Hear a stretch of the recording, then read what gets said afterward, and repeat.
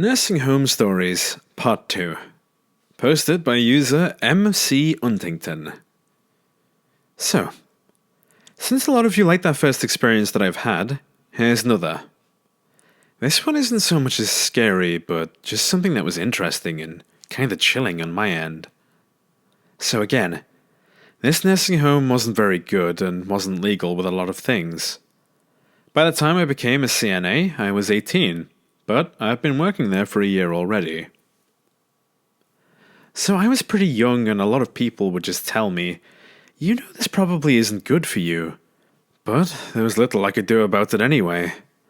I worked with a woman who didn't like me, which was because I was so new and I was used to everything being by the books.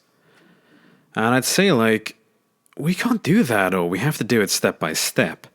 And because she was so close with our charge nurse, she wasn't fond of me. This one day I had said something and the nurse didn't want to deal with it, and had sent me over to a unit that was short-staffed. I helped out over there, and after our shift change meeting, the nurse on the unit was like, "Oh, you're here today," and I explained why. She then replied with, "I'd love to keep you here, but your unit is actually the short one. I'd get in trouble for keeping you." So, I went back, answered call lights, and then it was dinner. My charge nurse sent me in a room to feed a bedbound resident.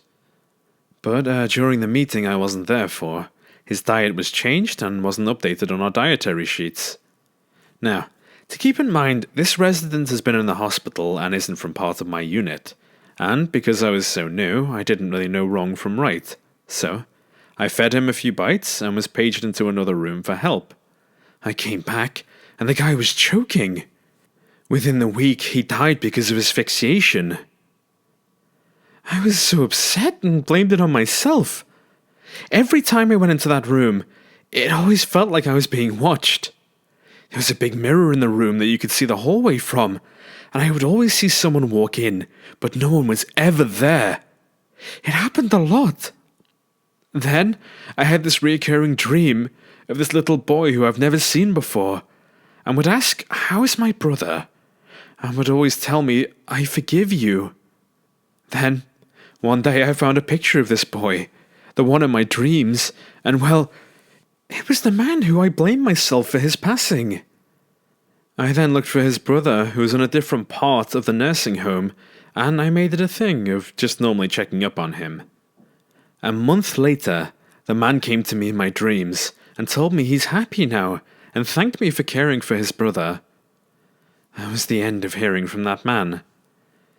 After he said that, it was like a huge weight was lifted off me.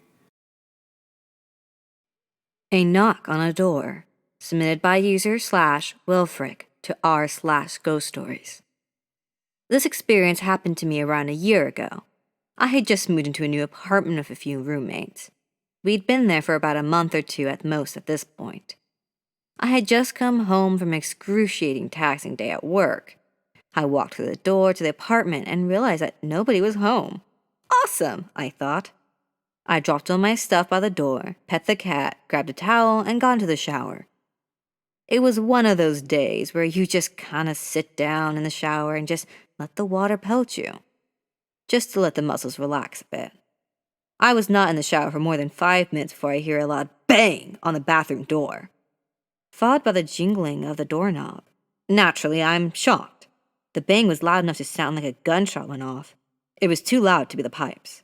It sounded like someone's trying to kick down the door. I'm thinking, did someone break in? And I then made an executive decision. If I'm going down disorienting them. So I jump out of the shower and rip open the door while unclothed. And there's nobody. Not a single person was there. I grab my towel and start checking the rooms, windows, and doors. Still, nobody home. All the doors locked, all windows still intact. Hell, even that cat was still asleep. I reluctantly get back into the bathroom to finish my shower and don't think anything of it. Later that night, I'm just chilling in my room, still nobody home. I left my door open for the cat just in case it wanted to come hang out in my room. My roommate's room was almost directly outside of mine to the right, and I hear the cat in the hallway, just hissing and angrily meowing at their room. Their door was closed, so I'm thinking, What the hell could she possibly be meowing at? I walk up to Esper and I say, "What's wrong, sweetie? There's nobody in there." And as soon as I say those words, something falls and clatters onto their bathroom floor and the cat bolts away. Just in case someone had gotten to the home without my knowledge, I knocked on their bedroom door. I get no answer. I peek into their room, and there's a bunch of CDs on the floor seemingly ripped off of their disc rack. I pick them up and put them back, and leave the room. I leave the door open this time, just to make sure I'm not being crazy if it happens again. My fiancé stopped by not an hour later after she had just gotten off work. We were chilling in the living room just watching TV and talking. From the way the apartment was set up, if you're sitting on the couch, to the left you can see all the way down the hallway into my roommate's room if they had their door open, which it was for now. My fiancé got to sit and chill, and to my left, I can see just out of the corner of my eye, an all-black silhouette of a man, just standing in their doorway. I turn to look at him, and he walks away to the right, where their closet is. I run to their bedroom and slam their door shut.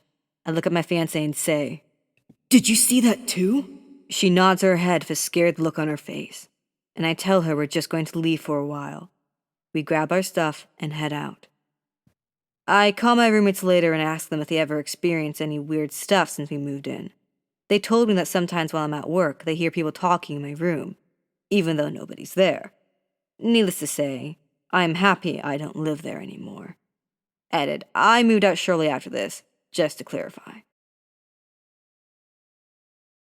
Thank you all for watching. If you want to find the original stories or the voice actors that read them, the links are in the description down below. If you like this sort of content, we will be posting Mondays, Wednesdays, and Fridays. All of this is being done for free and by a small independent team, so be sure to show some love. I hope you all stay creepy, stay safe, and have a gay day.